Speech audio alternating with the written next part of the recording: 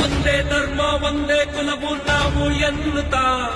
ವೀರಶೈವ ಲಿಂಗಾಯತರು ಒಂದೇ ಎನ್ನುವ